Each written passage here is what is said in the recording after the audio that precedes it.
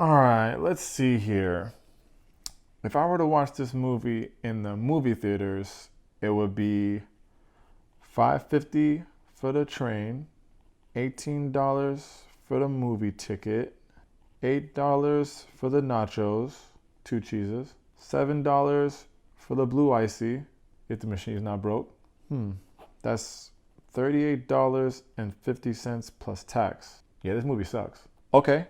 Or I could watch this on Netflix for $0. Yeah, this movie's great. Perspective.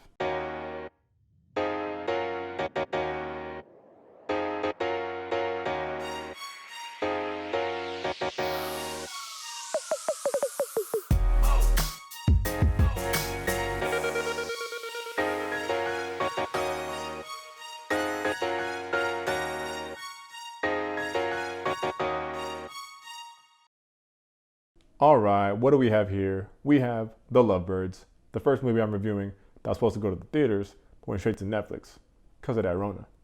On that note, if you're looking for more video reviews every week, make sure to hit that subscribe button for your boy. Appreciate it. Let's get into some background here.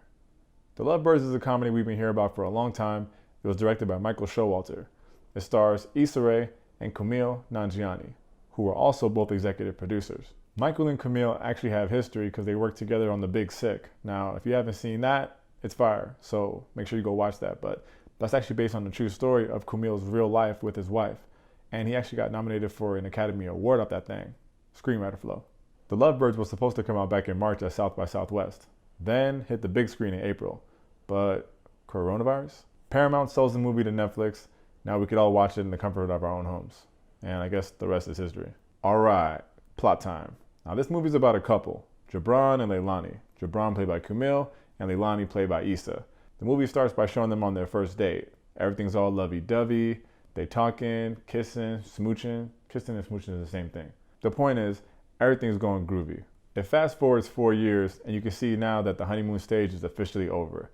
Now they live together, they're fighting and bickering about anything you could possibly imagine. They hop in the car to head out, but they're still fighting, still bickering. Shortly after, they decide that they shouldn't be together anymore. Hate to see it happen. In the midst of this meltdown, they hit this biker with their car. Eek. I'm triggered. It's a long story. While they're freaking out, a dude who says he's a cop jumps in their car to chase this biker down because the biker just rode off.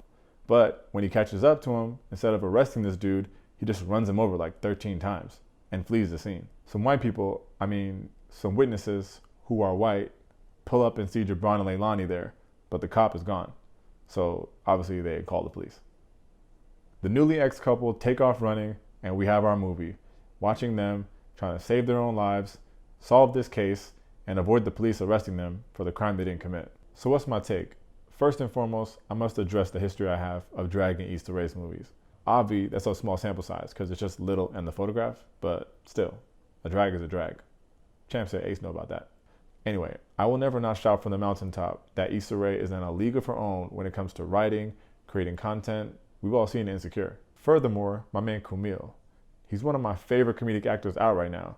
From The Big Sick, to Silicon Valley on HBO, Don't Sleep, to Stuber, also Don't Sleep, to freaking Men in Black 3.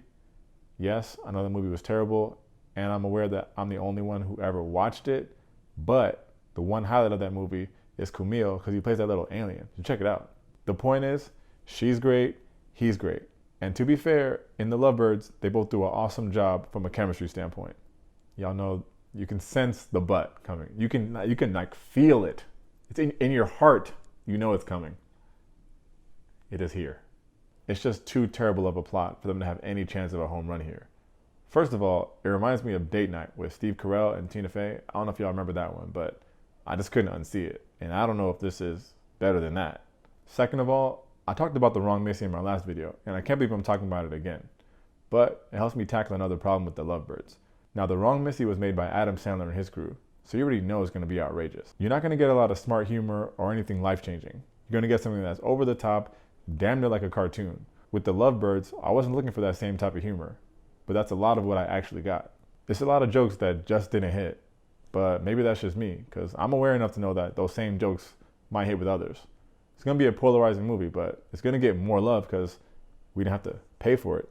I have enough problems with the plot to go on for another 10 minutes.